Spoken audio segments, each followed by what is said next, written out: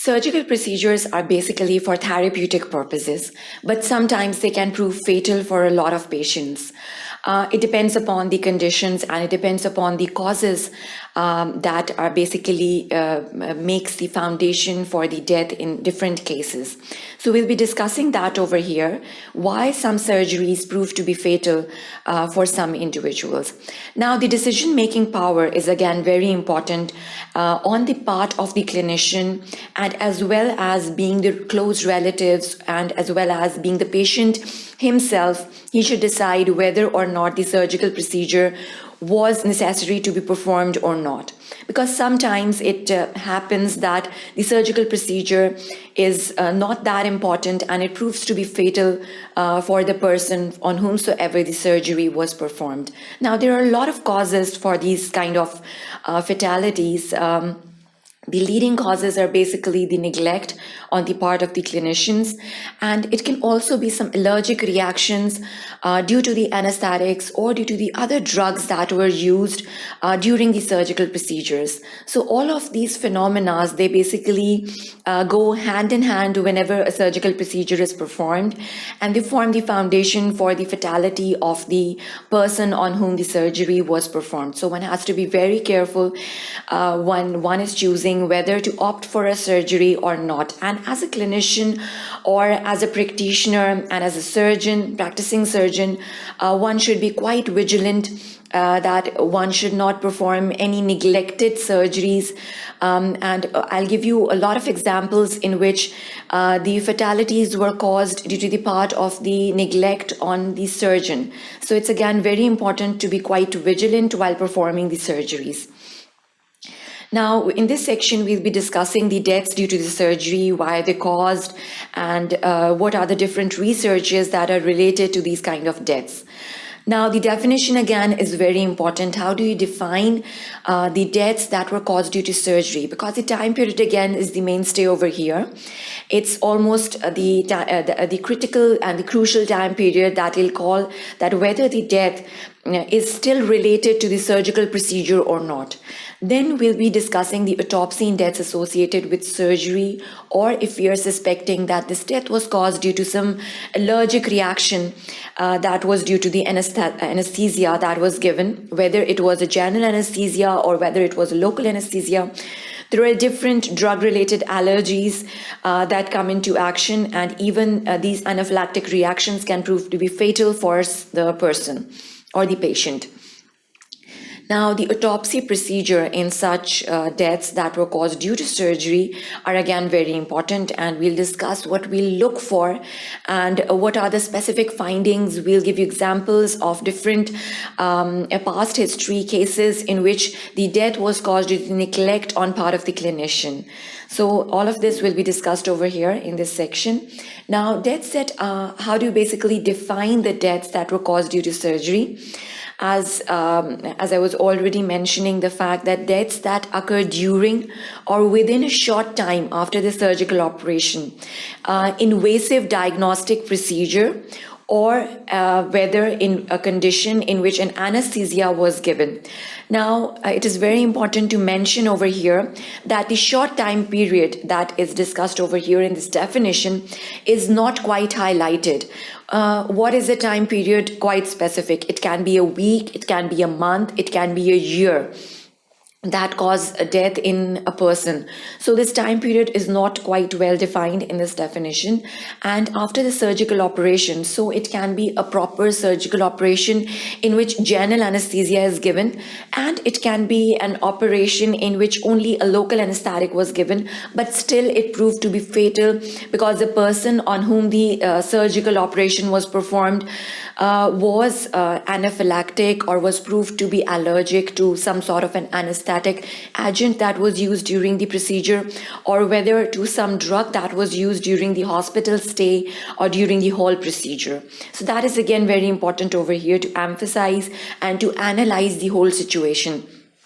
Again, just as any other crime, we'll deal with it and we'll just visit the crime scene, and we are going to involve the hospital staff that was involved in the procedure when it was being carried out. And the hospital staff should know the basic knowledge about the history. He or she should have a complete history and the knowledge of the patient that we are dealing with and on whom the autopsy has to be performed and for whom these investigations are being carried out. So it can be even a diagnostic procedure. So sometimes the dyes or even the invasive dyes that are given to highlight, for example, the contrasts that are used for the contrast radiographies, there again, they prove to be, some people prove to be allergic to these dyes.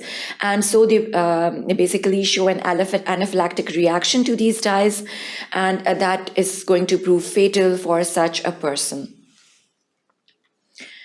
Now, autopsy on deaths with surgery and anesthesia, whenever we are suspecting that death was caused due to any anesthetic agent or due to any drug that was used during the surgical procedure, or whether it was a neglected, for example, the scalpels can be left inside the body even after the surgery has been completed or forgotten inside the body, and sometimes afterwards, after the death of the person, the radiological assays, they basically give the evidence that it was the neglect on the part of the clinician that basically proved fatal for the person, and it was not the surgery itself.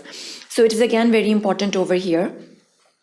The underlying causes are again very important over here. For example, we are going to look for the morphological findings.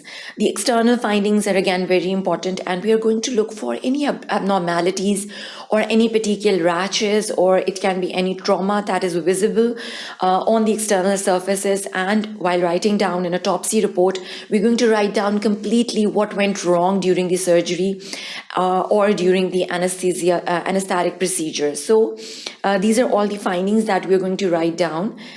Now, the second point basically highlights the distortion of the normal anatomy and the postmortem changes. So again, it's very important that we highlight what kind of hypostasis was developed and what kind of rigor mortis was developed, because all of this is going to basically highlight the environmental conditions in which the surgical procedure was being carried out. So the distortion of the normal anatomy is again very important. If some sort of trauma is suspected in a particular case that we are investigating, then we're going to write down in the autopsy that so-and-so laceration was found, which was not in routine of that surgical procedure that was performed on a particular patient. Surgical devices should not be removed before autopsy. So it is again one of the highlights over here. Now check the position of the endotracheal tube, and for this you can even give incisions on the tracheal line, and just to ensure that the tracheal ring is in place or endotracheal tube is in place or not.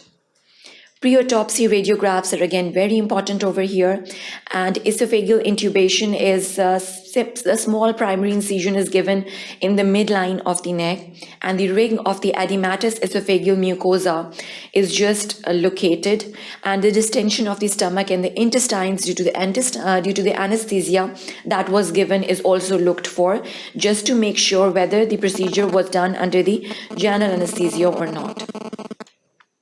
Now the samples of the contained gas, they are also given, and the antemortem blood or the body fluid samples, they're again taken and they are sent to the histopathologist for further assays. The patient notes and the patient history, the gender, the allergic reactions, they're all basically noted down while writing down the autopsy report.